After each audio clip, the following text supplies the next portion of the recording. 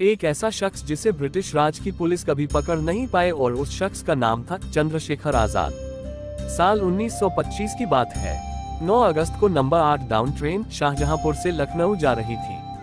काकोरी के पास आते ही second class compartment में बैठे एक शख्स ने ट्रेन की चेन खींच दी और ट्रेन अचानक रुक गई। अशफाक उल्ला खान अपने दोस्त सचिंद्र बख्शी और राजेंद्र लाहिड़ी के साथ उतरे। उन्होंने काकोरी प्लॉट के पहले पार्ट को सफलतापूर्वक अंजाम दे दिया था। इसके बाद तीनों नए स्थापित हिंदुस्तान रिपब्लिकन एसोसिएशन (HRA) के अपने साथी क्रांतिकारियों से मिले, ताकि ट्रेन के गार्ड को ठिकाने लगाकर ट्रेन में मौजूद नकद पर कब्जा किया जा सके। ट्रेन में हुई इस लूट की घटना ने पूरी अंग्रेजी हुकूमत को हिलाकर रख दिया। इस घटना के 1 महीने के भीतर ही अंग्रेजी सरकार ने दर्जन भर से ज्यादा HRA सदस्यों को गिरफ्तार कर लिया। इसके बाद एक ऐसा मुकदमा चला जो भारतीय स्वतंत्रता संग्राम के इतिहास में सुनहरे अक्षरों से लिखा गया। गिरफ्तारी के बाद चले उस मुकदमे में 4 क्रांतिकारियों को फांसी दी गई, 4 को आजीवन कारावास के लिए अंडमान भेज दिया गया और 17 को लंबे समय तक जेल में रहने की सजा सुनाई गई। काकोरी घटना को अंजाम देने वाले सदस्यों में से केवल एक ही बचा रहा, एक ऐसा शख्स जिसे ब्रिटिश राज की पुलिस कभी पकड़ नहीं पाए, और उस शख्स का नाम था चंद्रशेखर आजाद। चंद्रशेखर आजाद ने ऐसा क्या कहा जिसे सुन दंग रह गए ब्रिटिश? पंडित सीताराम तिवारी और उनकी तीसरी पत्नी जागरानी देवी के घर 23 जुलाई 1906 को जन्मे चंद्रशेखर का बचपन मध्य प्रदेश के झाबुआ जिले के भाबरा गांव में बीता। चंद्रशेखर के पिता अलीराजपुर के तत्कालीन एस्टेट में काम करते थे और मां घर संभालती थी।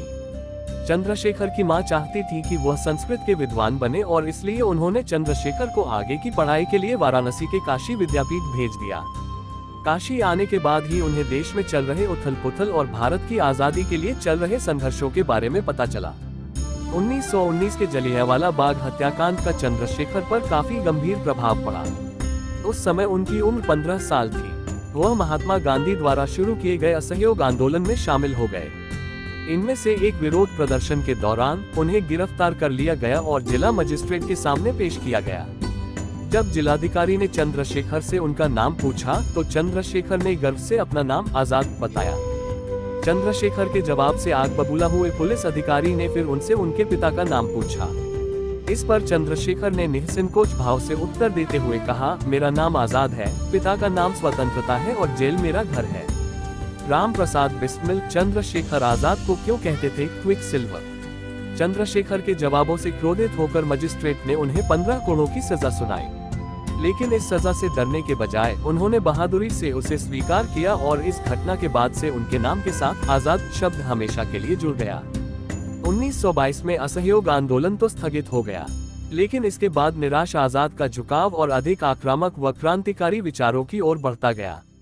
वह HRA के सक्रिय सदस्य बन गए और इसके संस्थापक राम प्रसाद बिस्मिल के संपर्क में आए।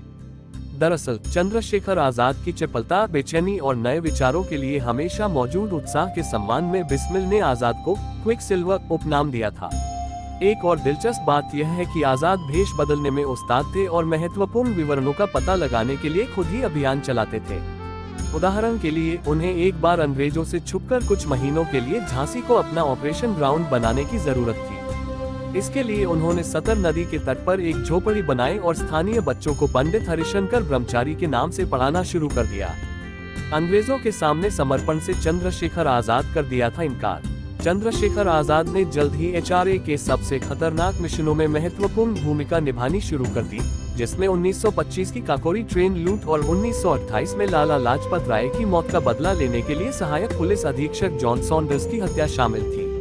इन घटनाओं के बाद अंग्रेजों ने अपने तलाशी अभियान तेज कर दिए थे, फिर भी वे इस क्रांतिकारी को कभी पकड़ नहीं पाए। उसी वर्ष आजाद ने भगवती चरण, वोहरा, भगत सिंह, सुखदेव और राजगुरु जैसे क्रांतिकारियों की मदद से HRA को Hindustan socialist Republican association (HSRA) में बदल दिया, जिसका मकसद समाजवादी सिद्धांतों के आधार पर स्वतंत्र भारत बनाना था।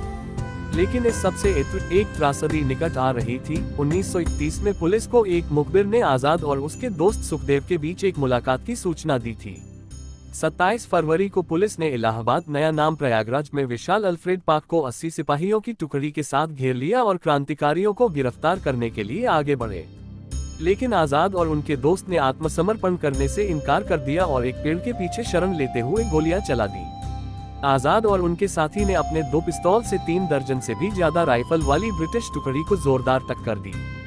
जब भी फायरिंग रुकती, पुलिस अंदर जाने का प्रयास करती और फिर गोलियों की बौछार से पीछे हट जाती। जल्द ही 2 पुलिसकर्मी मारे गए और कई अन्य घायल हो गए। तब तक आजाद को भी दाहिनी जांघ में गोली लग चुकी थी। घायल क्रांतिकारी ने पुलिस को एक और भीषण गोलीबारी में उलझा दिया, जिससे उसके दोस्त को भागने में मदद मिली। यह जानते हुए कि वह बच नहीं सकते, उन्होंने खुद से की गई एक प्रतिज्ञा का सम्मान करने का फैसला किया और वही यह थी कि पुलिस उन्हें कभी भी जिंदा नहीं पकड़ पाएगी।